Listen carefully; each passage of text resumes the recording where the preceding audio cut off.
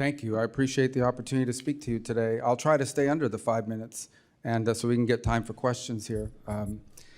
So when I took this job, and I said this during my confirmation hearing, the most important thing we need to do is return American foreign policy to be centered on our national interests. For far too long, that had been lost as a concept of foreign policy. In essence, in many cases, oftentimes the U.S. engaged in the world on the basis of what was good for the global order or the international community and what like. And look, for about 30 years, that made a lot of sense until the end of the post-Cold War era.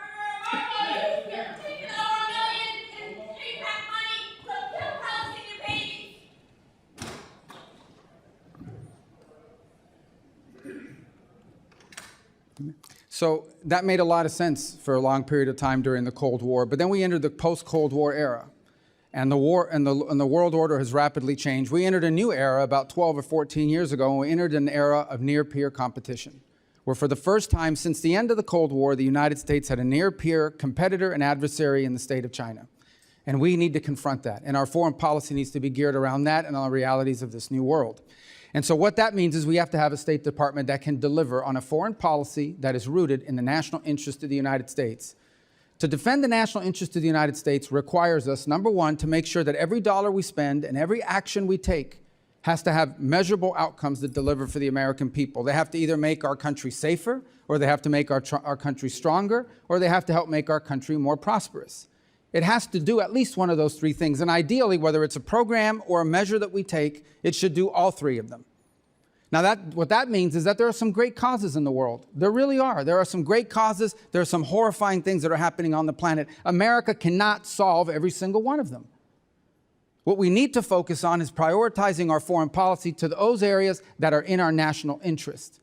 Now, we will still remain the largest contributor of foreign aid and humanitarian assistance on this planet by far. The United States, even under the budget that's before you today, and the changes we have made, will still contribute more in foreign aid than the next 10 countries combined, than the entire OECD.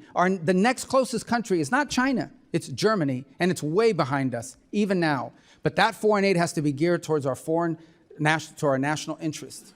We need to design a State Department that delivers on that. Yes, we canceled a bunch of contracts in USAID. Some were stupid and outrageous. Others didn't serve the national interest, and others we kept. And we are folding it under the Department of State. And you know why? Because we want it to be part of the toolbox of foreign policy, not a standalone. It is not charity. Foreign aid is not charity. It is designed to further the national interest of the United States. So we will do humanitarian assistance. We will do food assistance. We will do developmental assistance. And we will do security assistance. But we will do it driven by our embassies and our regional bureaus. Because what those issues mean look very different in Guatemala than they may in Chad or in Kenya or in some other part of the world in the Indo-Pacific. And so one of the things that we have tried to do in our reorganization is drive power and influence on policymaking and decision-making to the regional bureaus and ultimately to our embassies. Our embassies, our ambassadors, are the front line of American foreign policy. The most important thing I do every single day is not read memos, it's read cables. Every night I get 10, 15 select cables from stations around the world, different embassies. The best ideas in that building come from the ground up from our embassies. Now, I want to tell you something else. Look, I did serve in the Senate for a long time, so this is a new job to me. When I got there, I'd get a memo. I still get these memos. I should have brought one today. In order for an idea to reach me, a decision to reach the Secretary of State, some of these things have to be checked off by 40 people, 40 boxes. And if any one of these people has a question, they can hold it up before the idea even ever gets to me. Now, that sounds like a crazy thing to begin with. We can't afford it in the 21st century. We have to be able to move very quickly. And a case in point is what happened last week. Syria, under a new authority, granted people with some checkered background, is on the verge of collapse potentially. And if it collapses, it will devolve into civil war.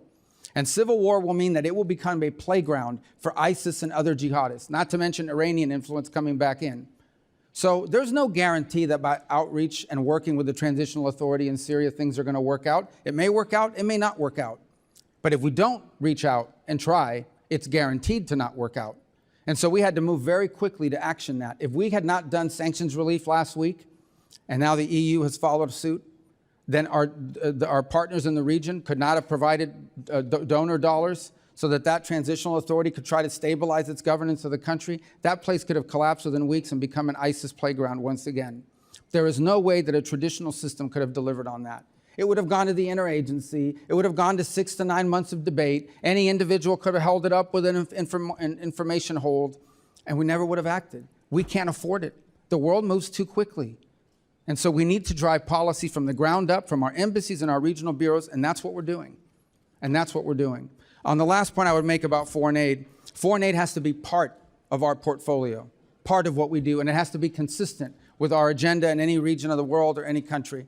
And oftentimes you will find, and maybe some of you have found when you travel, you go talk to an ambassador and they will tell you what USAID was pushing and what they are pushing in the country are not just different, they're in contradiction. And in many cases, USAID programs were undermining the mission of the embassy. That's a fact, and I heard that over and over again. I've heard it in the Caribbean basin, and I've heard it in other parts of the world. I am not the first Secretary of State that wanted USAID and foreign aid to be under the Department of State. I'm just the first that's been able to do it. And I'm glad we've done it, and it will deliver better foreign policy and, frankly, more accountability and more oversight opportunities for your committee down the road. Thank you.